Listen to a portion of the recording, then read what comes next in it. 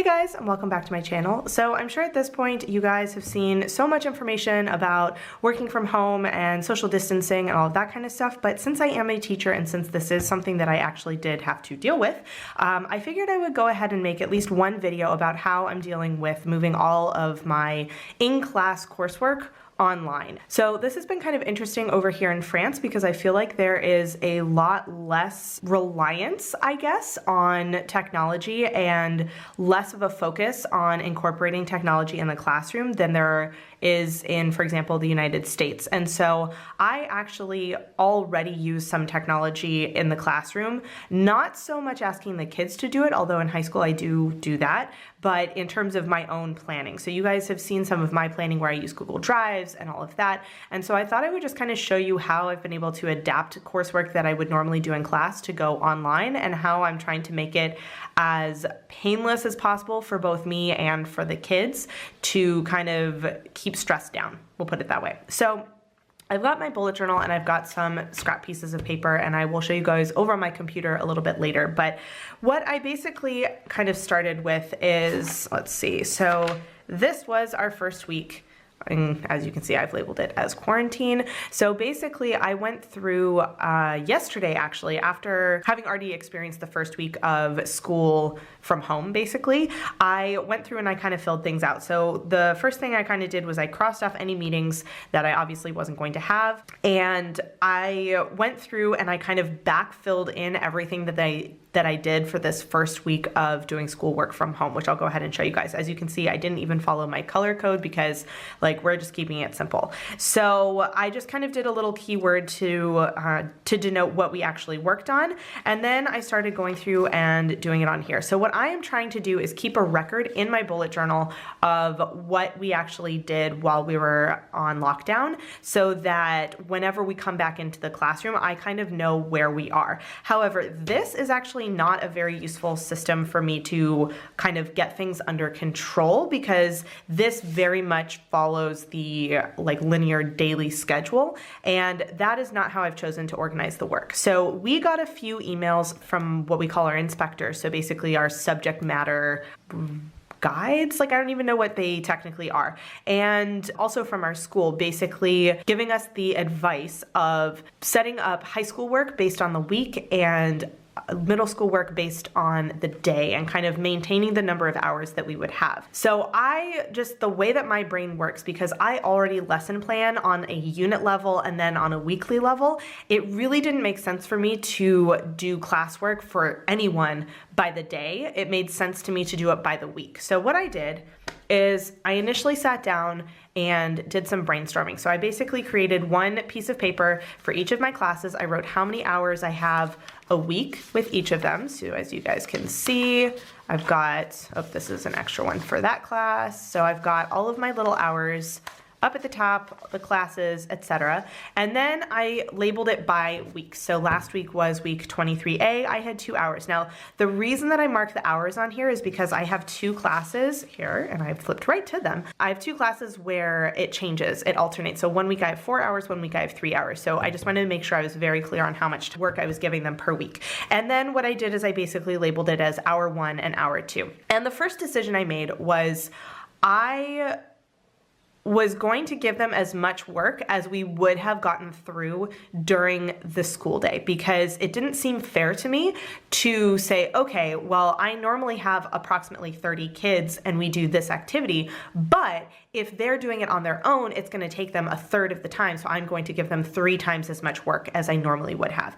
That just didn't really seem fair to me. It also was not going to be sustainable, the amount of work that I would have to come up with and then correct and give corrections for and check in on and all of that. So I decided to basically stick with my rough lesson plan. What would I have actually done in class? That is the work I'm going to give them, and then depending on the kid, that might take them, I don't know, 15 minutes to do or an hour to do. It just depends on how they use their time and how quickly they understand one activity over another. The other thing was, especially with languages, I need to still as much as possible, test all of the different competencies. So we have kind of 4 main competencies, and there's technically 5, but like they kind of all fall into one of these 4. So it's oral expression, oral comprehension, written expression, written comprehension. And so I wanted to make sure that I was giving them activities, not necessarily all the activities every single day, but giving them activities for these different situations. So my initial planning was essentially to go through and sort of write down ideas of what I was going to be doing with them in class. And the other thing that I followed was that I am continuing with the units that we were already doing. I feel like, you know, there's no point in starting a new unit that's been specifically designed to be taught online from scratch that has nothing to do with what I've been working with them this year, just because it's easier for me to do that. It seemed important for me to give them some kind of continuity with what we were actually working on so that this didn't seem like busy work. It's class as normal, just at home. So depending on the class, I have, let's see, so this class we have been working on, this is a special class because on 1 hour a week we do kind of non-unit related material, just the way that it kind of worked out in person, and I maintained that while in lockdown, so I decided not to change that up. And then 1 hour where we work on the unit.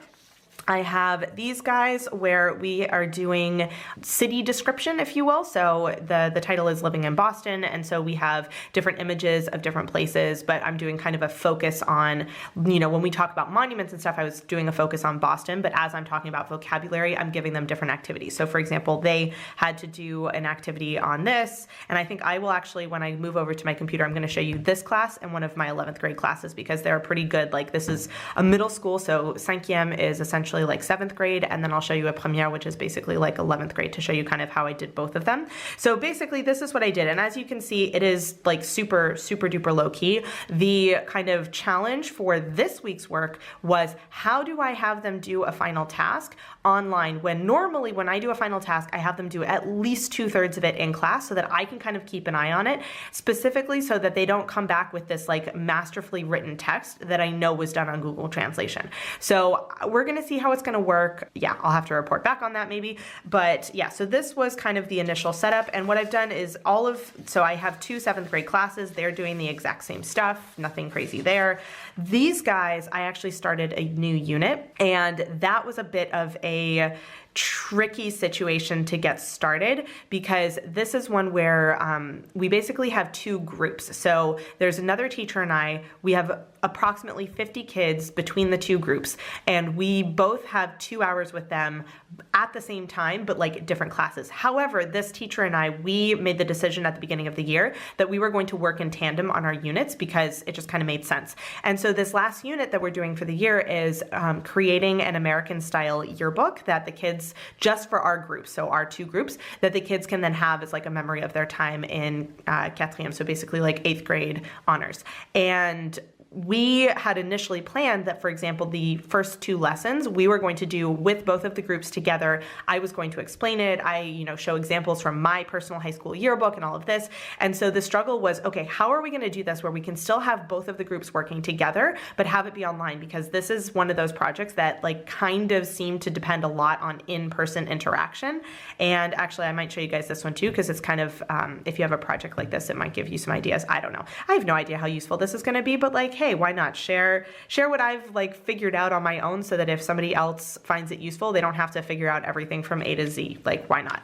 So, oops, and this is my notes from survey that I did and some notes on some article ideas and all of that. So then this is high school. And now these guys are actually probably my easiest class to adapt because in high school, we work a lot on different texts. So we do a lot of written text, we do videos, we do audios, like all of that kind of stuff. So this one, they were actually pretty easy to deal with. And I have come up with kind of a system for all of them to make sure that they're actually doing the work. So I think these guys are probably doing more work on the whole than they normally do because especially in one of the classes, actually both of the classes, over half the classes, very passive. So I think this is good for them actually. So they are also doing the same thing. It's just that I kind of split out out my hours a little differently because they're on alternating. So for example here, last week this class had 3 hours, this class had 4, and then vice versa for this week. So trying to keep them on track, I've had to kind of play around with that a little bit. And then this is my Euro class, so another honors class in 11th grade. And again, we're just continuing our work as is. Luckily, I had a lot of texts and stuff, so I was able to move it all online fairly easily. The more difficult thing is going to be when we get to the final task, but I have some ideas for how I'm going to do that. So that was kind of my initial planning. And like, honestly, I used these pieces of paper. I didn't go anything sort of crazy or whatever when I was initially planning. This just helped me get all of my ideas on paper. So one of the other things that I created was a little resource. So I'm going to use this page to kind of cover up kids' names. So for each of my classes, I've created this chart. So I have first and last name because I need to know who, and this is QW is quarantine work. That's just what I've labeled everything, and then the class. And then I've left this top bar blank. So each assignment that I have, I am then filling in here. So I have the week, what the assignment is, and then I check off who's done it. And then I've just highlighted anyone who didn't actually turn in the work. So here's another one of my classes. And as you can see here, I have one column that's filled in that I haven't actually done. I've asked them to do a FLIPGRID video, which I'm going to go more in depth to what I actually did when I move over to the computer. But as you can see, the kids have actually been really good about turning work in. I have 2 classes where I was missing a large chunk of the students' work. However, that was because we had some technological issues to work out. And so I think this week it's going to go much more smoothly. So we'll see. So basically, I'm keeping track here. So the idea is that the work that I'm having them do, I am not grading every single thing. I'm basically giving them work, and then I will then the following week send out the corrections.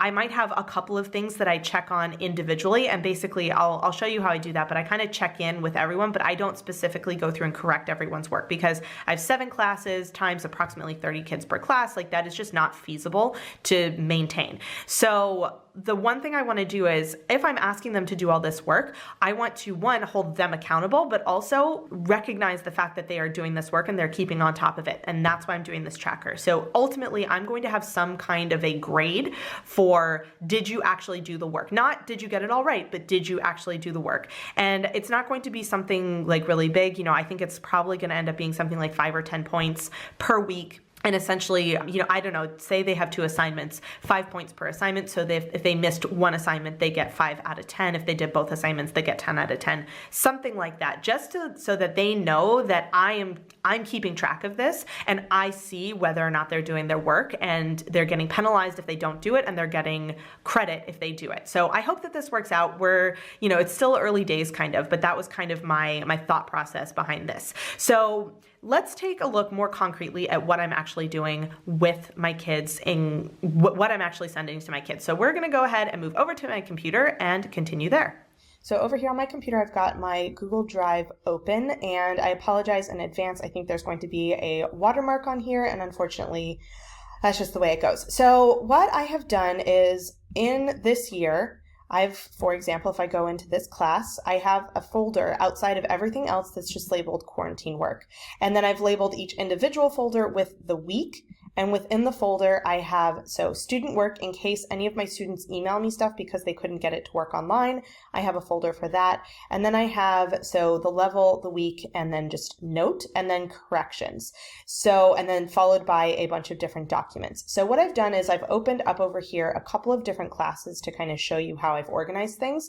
So we are actually going to jump over to my 7th grade class. So for all of my classes, I have created a little note because I use our school's software, so our sort of digital interface. So the place where I put all of my online grades, the place where we take attendance, all of that. It's also got an email service and ways of communicating with the kids. So in terms of organizing the work, I have decided to do this format where I've got a little note that I'm going to give to them. So, good morning. I hope that you guys are doing well. While we're on lockdown, you guys will be getting work from me via this particular service. I'll send it to you at the beginning of the week, and you guys have to organize your time, but I expect all of it to be done before Friday evening. So I've also mentioned, we're just going to continue the unit that we were working on. I'm asking you to be very autonomous and serious in your work. I expect that you do the the work yourself without the help of Google Translation, but you can use your English notebook or a dictionary, etc., etc. So for my 7th grade class, I've done the note in French just to make sure that they really understand. And then this is kind of the important part. So for this particular week, you would have had 3 hours of English. So, and then I just labeled it as 1 hour, 1 hour, and 1 hour. This is not 100% what I would have done in class, but this is basically the content I would have gone over during that class period. I found a way to kind of move it online. So this particular week, they had to do 2 Google Forms. And so I have been using Google Forms as kind of the easiest way of collecting work and sending work. So what I've got is I have labeled it. So I've got the class over here, and the second week I actually moved the class up to the front so it stays a little bit more organized, but basically the same thing. It just says use the 2 images and respond to the questions. And this is actually just a screenshot of what I would have shown them in class. So that was super handy. The PowerPoints that I use in class, I'm actually able to reuse some of the prep work that I'd already done to make making the Google Forms a little bit easier. But what I've done is rather than have this and then guide them in class, I have created questions. So I always ask them to give me their name, so first and last name. And then rather than having them just do these 6 sentences, I said, okay, well, I want 3 comparative, 3 superlative. So here, you have to do 3 comparative, 3 superlative. And then I've asked them to choose one of the images to describe. So they've got the choice between Hawaii and Seattle. And I've added the little note that they need to do it as we would have done in class. So this is basically what they see. So the next step is I then go through and do all of my check-in. So I've actually closed it so that I'm not accepting responses anymore. So I've said, if you didn't do the work, you need to email me ASAP. And then I can see the answers based on a summary. So all of the first question, all of the second question all together, I can see by question and I can see by individual. So what I do is I use this first section to just see who actually submitted work. And then I scroll down and I take a look and I see what they've actually sent me in. So I read some of the sentences, but I don't necessarily read absolutely everything. I just kind of make sure that they didn't send me any nonsense, and we're going to kind of go from there. So this, here you go. And then there's my last question there. So the second one I did was similar. This is a notes taking one. So I've said, okay, you need to take your notes. So here, first I've got, so first and last name, and then this is again from my PowerPoint. So this is what they would have written down in their notebooks, and we would have done examples in class. So what I've done here is I've just given them some different answers that they have to complete on their own. This again is a pretty easy one, but I just really wanted them to have these sentences because they need it for their final task. And then I've got a section break here, and then they've got talking about how to arrive. So, public transportation and all of that kind of stuff. And again, little sentences that they have to answer. And then somehow I actually had this extra question, which we're going to delete. I don't know what happened there. And then the third part is they have to use the information to write the sentences. So I've given them these pieces of information, as I did not mean to click on that. I've given them these pieces of information that they have to then turn into sentences that make sense. And same thing, I go over here, I've got the kids' names, and then this actually gives me graphs because they were multiple choice questions, so I can see how many of the kids got the questions all right or mostly right and all of that, and then I've got the sentences that they've written for me. So this is how I'm kind of organizing things, and it makes it really easy when I need to go through and actually pull out the information of who did what to do this. So the one thing I forgot to open is I do have corrections that I'm sending them. So I have to go back this particular week, and then I can just open up corrections. And so I went through and I just wrote some examples. They're not the only correct examples, but they are some examples. And I made sure to give them a description example for both pictures and then the answers for the note-taking section. So that is for a standard middle school class. That's kind of what I'm doing for them. Then let's take a look at one of my high school classes. So this is for one of my 11th grade classes, and because they're in 11th grade and I expect more of them, I did the note in English. So, hope you're well. While school's closed, I'll be sending you work. I will send it all at once, but you guys have to organize your time and just make sure I get it by Friday evening. We'll continue to work on the stuff we were doing on our textbook. So I hope you have your book, etc. And I've just mentioned, I'm using Google Forms. You need to look at the document, answer the questions, and there's also going to be one written expression that you have to do, etc. So for these guys, they had 3 hours of English. So what I did is this particular document is 2 hours, and I'll show you why. And then the second one is 1 hour. So moving over to the forms, I did forms once again for them because honestly it is just makes my life so much easier. So this is one where they had to read the text. So I just scanned the text from the book so that there's absolutely no excuse. If they don't have their textbook, they can still do the work. So I've once again asked first and last name, and then I just use the questions that are in the book to create my questions here. I'm not inventing anything. I'm just having them do, which these are the questions we would have done in class. So I'm just asking them to write them. And for them, I tend to do short answer or long answers because I expect them to write in complete sentences. And there's a lot more variation, a lot more possible variation to the answers than in my middle school classes where it's like yes or no kind of thing.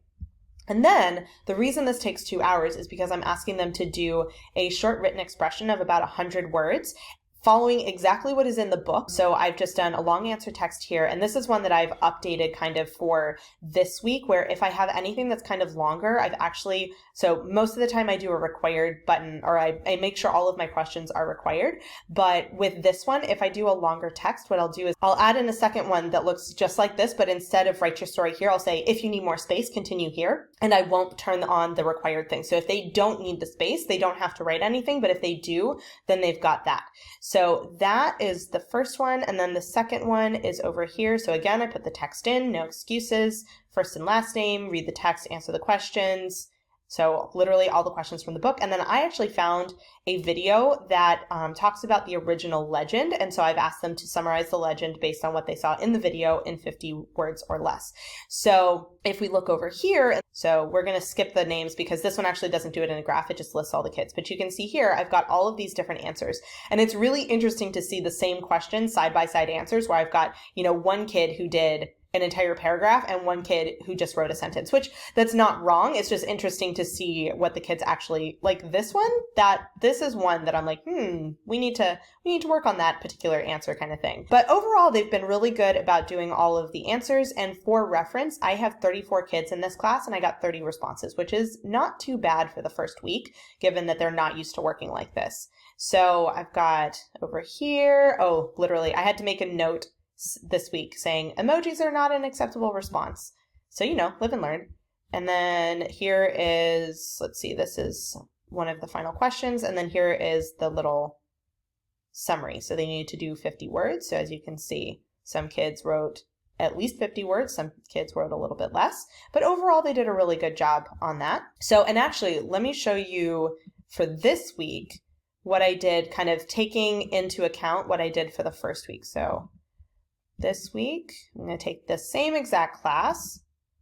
So this is their next week one. So what I did is I kind of changed up my note, but I used the same basic format. So the first week went really well. I'm proud to say that I was only missing responses from 4 people for both texts. So 4 out of the 68 responses that I expected. Excellent work. I will be sending corrections for last week's work soon. So for this week, I will again send it to you all at once. Once again, you need to complete it by Friday evening. For information, I will stop accepting answers early Saturday morning just to make sure that they kind of know when I will be closing the forms. And then once again, I ask you to do this work seriously. So this is what I kind of updated. So if you follow the link from EDMODO, so I do use EDMODO with these 2 classes. I use it with all 3 of my 11th grade classes because it's just a little bit easier. So please do the responses for your class because I have 2 classes in one EDMODO class, if that makes sense. Anyway, so that was kind of an issue. Make sure your real name is on your answers. I had somebody answer Cornwall, which like none of my kids are named Cornwall, so that's not helpful. Emojis don't count as a response. Use your textbook. Do not use Google Translate. A dictionary or word reference are acceptable. So just kind of updating the terms and conditions, if you will. So this one, so for this week, you would have had 4 hours of English. And what I've done is now I'm adding in the page number. I think for the most part, add the page number on the Google form, but I decided to add it on this page just in case. And so I've added a note. So in our book, we have an application that goes with it where they can use the application to scan the picture and get access to the video. But I managed to find the original video. So I linked it in the Google form. So, you know, they've got 1 hour. This is what you have to do. This is the book page. And here's your form that you have to answer the questions, et cetera, et cetera. And then with this one, they're doing 1 hour. We are working on narrative text, so past simple and past perfect. So I decided to have them do some grammar check. Now this is the only one that I don't really have a way of checking because what I'm asking them to do is go to the link, read the information and do 2 of the exercises in the check your understanding part. But I am not actually creating a Google form to check their answers because autonomy. So everything else, I have a way of checking to make sure that they've done it. This one, I don't actually, so I can pretty much guarantee that a fair number won't do it. But those who do it, it will be fairly apparent when it comes time to turn in their final task because they have to write a story and they have to use both of these tenses. So we'll see how that goes.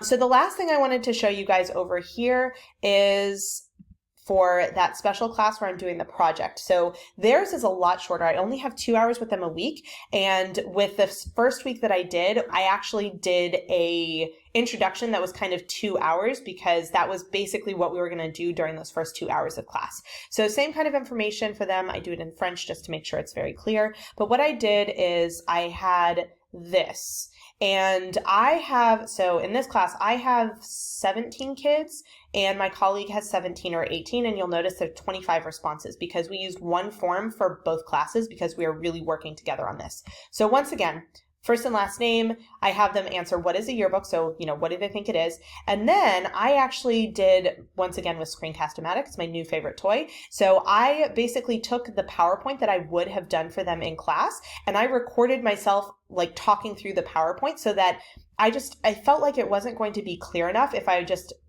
dropped the PowerPoint in here and was like, hey, read through this and then answer these questions. It just didn't make sense. So I gave them a little explanation to go with this.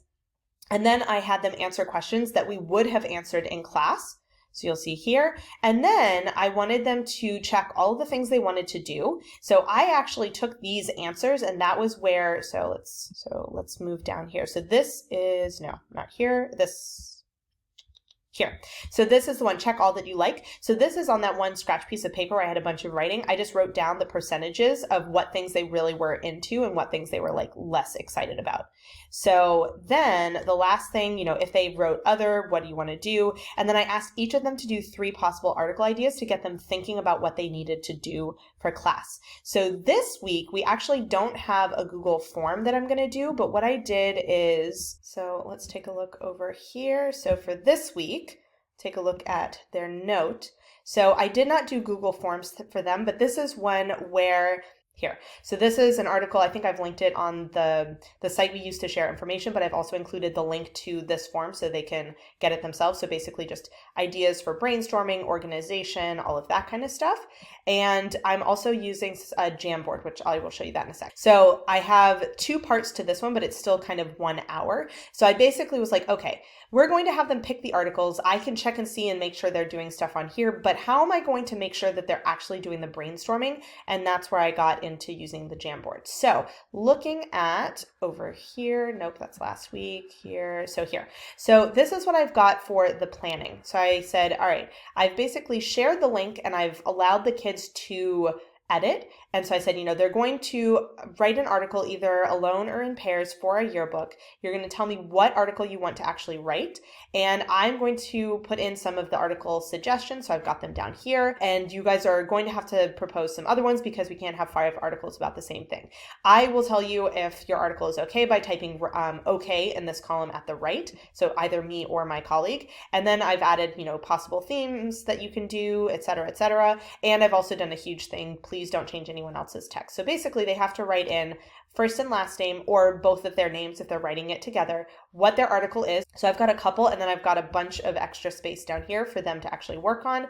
And then I'll write in whether or not it's okay for them to do this. So once they've done this, then they can move on to, this part. And then once they've done this, what I've asked them to do is come over here on this Jamboard that I've created, and I want them to take a picture of this, whatever planning they do. So whether or not they use mine, whether they do it in their notebook, I don't care, but I want them to post a picture of their planning over here so that I can check in and make sure that they're doing stuff. And then I think what I can do is after they've posted the picture, I can do a little sticky note saying hey, looks good, or, oh, you need a little bit more detail on this. So I'm going to see how that actually goes. I'm actually using this for another one of my classes as well that has to do work on their final task. And it's basically the exact same situation where it's, first and last name, what they're going to do. And for them, it's going to be what city they're going to do. And then I go through and I say, okay, so once they have that okay, then they can move on to the next part. So they've also got this divider in their note for this week saying, until you get the okay from me, you can't continue on for the rest of this. So hopefully that's going to work well. We'll see. The other resource that I am using, so I mentioned that I use EDMODO. So let me just kind of show you guys that. So I use EDMODO with only 3 of my classes right now because I kind of trust high schoolers a little bit more when doing this, and those are the classes that I've used this with. This works out really well with one of my Euro classes because I don't actually have access to the same type of document sharing on our school-based thing as I do over here. So basically what I do is I just copy and paste the letter that I gave for them. So they've got all of the links and all of that in here. If there's any documents, I'll use this to share. The kids can send me messages over here, which I guess I need to check on that. So this is only for high school classes. And then the other thing that I do for all of my classes is FLIPGRID. Now, I typically will use FLIPGRID. I have 3 bonus videos that I do per school year. This is my first year doing it, but I'm trying it out. That if they do it, it's optional, but if they do it, they can get a bonus point. But I also use it, I try to use it for approximately 1 final task a year. And while we're at distance learning, it's going to probably be a little bit more. So one of the things, let's take one of my classes. So one of the things that I had them do for this week is a vocabulary practice. So normally I do spelling tests, especially with my 7th grade classes, but because I don't have a good way of actually giving a graded spelling test when I'm sitting at home and they're sitting at home, what I had them do was do a pronunciation thing. So essentially, I went through and I read all of the words that are on our spelling test. So this is going to be back here. So I included all of the words. So I just, recorded myself saying them. And then I've told them, okay, you have to go on FLIPGRID. So they come onto FLIPGRID and they say, okay, out of the 20 words that I gave them, I picked out 10 that I wanted them to pronounce. So they basically just have to do a video where they say the different words and I'm going to check on them. So this is one that I haven't actually fully checked on yet, but I'm going to work on that soon. And then the other thing I have is these guys, my 6th graders. I've done this Peter Pan pronunciation. So we're studying an adapted version of the novel Peter Pan. And so what I did is on theirs, I actually included for this week the audio file of someone reading the book aloud. Not me, actually. It's given by the company that publishes the book. And then what I've done on here is I've said, okay, you need to listen to that. And then you need to choose any 5 sentences from any pages, but it would be good to do 5 sentences in a row, and you need to read them paying attention to the pronunciation. So they, I didn't say it in here, I probably should have, but they can go back and re-listen and all of that. So far, I just gave it out yesterday, so they haven't actually done it yet. But I'm trying to do, not with all of my classes every week, but, kind of rotate through my classes and then give them at least one FLIPGRID thing to do so that I can hear them speaking. FLIPGRID does create a lot of extra work for me, but it's something that is necessary, which is why I'm kind of keeping it to 1 or 2 classes per week and not all of my classes every single week. So as you might imagine, I have about 10,000 tabs open on my computer. I have about 50 pieces of scratch paper and all of that. But so far, it's been working fairly well. I'll make sure and I'll link all of the resources that I'm using. So I use SCREENCAST-O-MATIC to record a video for one of my classes. I used voice memos on my phone to record spelling words or the words to say for the group of kids. I'm using Google Forms. I'm using Google Jamboards. I'm using EDMODO with a couple of my classes. I'm using FLIPGRID.